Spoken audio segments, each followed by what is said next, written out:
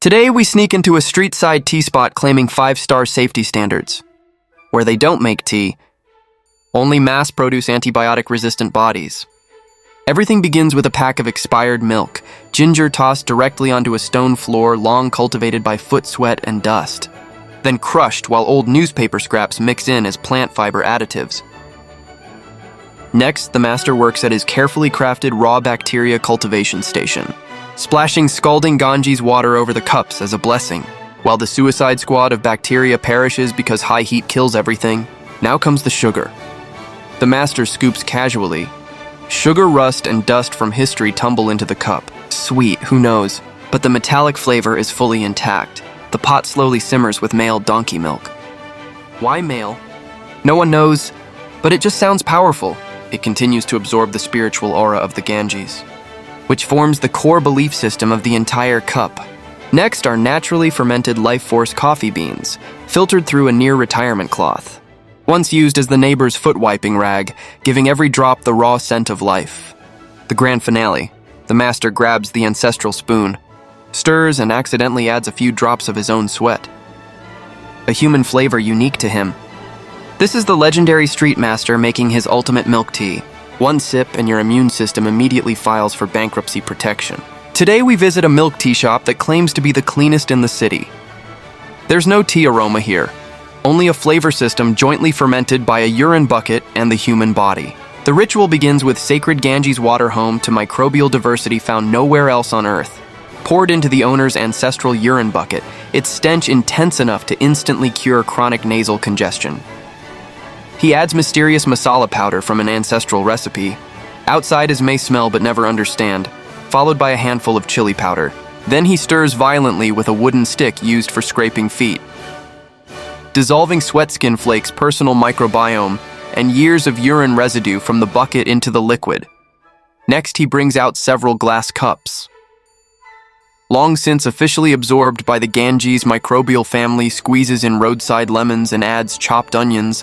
A layer of seasoning follows, looking as if it traveled straight out of the colonial era.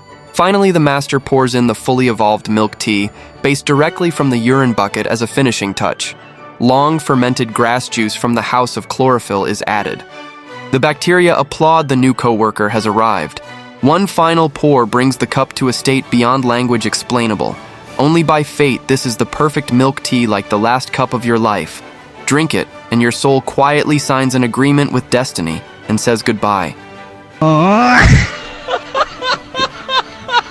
99% of Americans have never seen this. A potato curry made with yogurt. In India, it's called Martha Aloo Sabzi. The chef pours mustard oil fermented for decades into the pan, its surface shimmering dark and rich cumin pops. Ginger sizzles, curry sauce slides, and a sharp sizzle fills the air. The fragrance hits like a wave. Then comes 2 buckets of Ganges water poured slowly into the pot. Boiled potatoes are mashed and dropped into the bubbling spice mix. The aroma thickens and the air turns golden. Now for the crucial step, a bowl of rich milk goes in first, then a slow pour of fresh yogurt. Hands never stop moving. Heat never rises too fast. Too quick and it curdles. Too slow, it loses flavor. The mix turns silky and golden, shimmering like liquid sunlight. He adds another splash of Ganges water layer by layer, deepening the flavor, until the smell travels beyond the kitchen. Finally, cilantro, ginger, and a handful of salt. The pot bubbles softly, the sound of flavor being born. A dash of turmeric and chili powder finishes it. The curry is tangy, creamy, and spicy all at once. Locals scoop it up with hot puree bread, each bite bursting with yogurt spice and heat. It's not just breakfast, it's a bowl that tastes like the soul of India. Today we visit India's cleanest and most unique salt sanctuary. This is where the purest, most crystal clear salt in all of India is produced. The ritual begins with a pool of premium Ganges mother water, its color suspended somewhere between faith and industrial discharge. The water is rich in various heavy metal minerals, nutritionally complete. Next comes the human collection phase.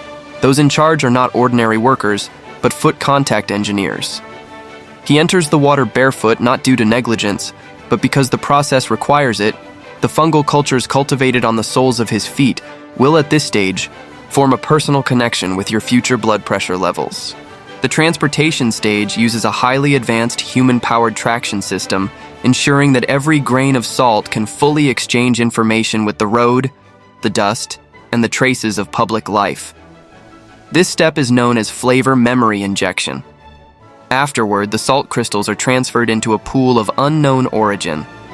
Here, workers activate the core process.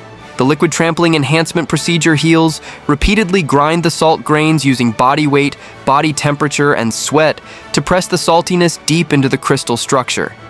This is the exact flavor you recognize most clearly and crave most intensely in your favorite snacks. Welcome to Taste. This is not salt. This is India's long-term body management program for you. Welcome to the street candy shop. Locals call the dentist retirement fund supplier. Today's feature, the black charcoal sesame tooth destroyer cake. The ritual begins with an iron pot, older than the town's entire medical history. The master pours in water, then dumps in so much sugar that every pancreas in the neighborhood submits its resignation on the spot. On a giant iron tray, he brushes on time-worn grease and spreads a layer of pitch-black charcoal, creating the dessert's official cremation floor. Once the syrup thickens into high-risk glue, he pours it straight onto the tray. Sugar and charcoal cling to each other. Two toxic lovers locked in an obsessive embrace, bubbling and whispering good. Tooth in. Mixture wildly forcing charcoal from fuel to food additive, then slams the solidified sticky monster onto the ground, so dust, footprints, and mud can join the recipe. He hangs the sugar mass on a pole and stretches it hard, pulling out hell-grade tension strands that look like tools designed to yank molars from your skull. Then he tosses it into a sesame pot where innocent white sesame are forced to disguise disaster as desert. Finally, he cuts the block into pieces and throws them onto a filthy stone slab full of grime and bacteria. He pounds each piece by hand, mixing in sweat, fingerprints, and skin flakes.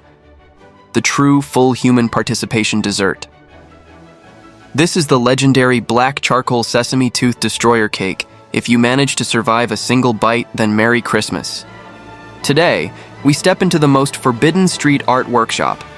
A place that doesn't create decorations, it specializes in deep exploration of human DNA. The ritual begins with a bucket of sacred premium Ganges extract. The master calmly picks up a recycled adult balloon and stretches it perfectly straight in his hands as if it all. So realizes today it's not here to perform its original duty. The master then gives the adult balloon one final historical review quality check. A precise knot with no leakage means it performed beautifully in past and present.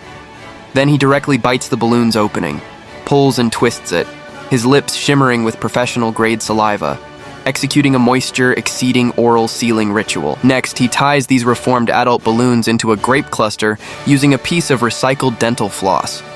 The hardened yellow residue on the floss seems to recount the chemical warfare once endured inside a human mouth.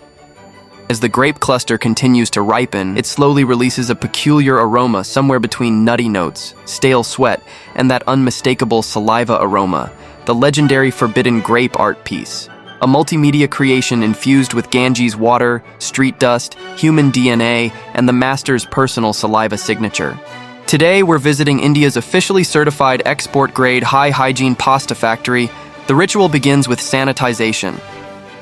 The chief engineer steps in, a rusted screwdriver in one hand, 10 air-dried manicure-free organic fingernails in the other. No alcohol is used. Faith works better than disinfectant. Next, the dough is shoved into a machine coated in fossil-grade grease and decades of oxidation. That surface layer, a slow-release iron coating, built for the world's anemic one-bite instant supplements. The noodles begin to fall. No protective gear because hands are humanity's oldest food-grade tools. The worker calibrates texture with body heat, seals in flavor with sweat. Once cut, the pasta is sent to the VIP solar drying area, the rooftop. Here the noodles are exposed to the urban breeze, so they can absorb dust and airborne particles from the environment, which guarantees that signature industrial smoky flavor. After sun exposure is complete, the product officially enters the ground phase. Cutting is carried out surrounded by bare feet. Soles provide traction, foot odor provides flavor. Foot fungus counts as a natural additive. If, when you cook it at home, The water starts to glow slightly. Don't panic, that's not contamination. It's civilization and bacteria saluting you together. Enjoy your meal and good luck surviving it. Today we've arrived at the birthplace of the planet's most legendary drink, the infamous sewer lemonade. The master begins by lifting a bucket of raw sewer essence, complete with the ancient sludge at the bottom, so old it probably holds the very ancestors of modern bacteria. Then comes the sole ingredient, that crystal-clear, nerve-wracking premium Ganges concentrate. Rich with faith, history, microbial families, and a list of things you don't want to know. With both bases ready, the master finally begins crafting this epic-level poison. The ice ceremony starts. He snaps a chunk of ice by hand and baptizes it in Ganges water, letting the cube receive the full blessing of the river. Next, he scoops out a spoonful of mystery powder from a plastic container where a whole bacterial family is having a reunion. Then adds a handful of suspicious, mysterious white powder. The mixture starts bubbling instantly like the lost souls of a sewer, fighting their way back up to finish the blend. The master plucks a few blades of grass that survived the drainage cracks and throws them in, calling them natural herbs. He grabs a family heirloom stick and stirs like he's summoning something that should never wake. Sweat drips from his fingers into the brew, adding a unique, irreversible human flavor. Then the first brave soul steps forward. The master serves him a cup and proudly demonstrates his cleaning method, a quick Ganges rinse done. This is the one drink that guarantees you'll find a bathroom within 3 seconds, and if you don't panic. Where you're standing will instantly become one. Good morning, sir. My stomach is full of cow dung and I need to poo.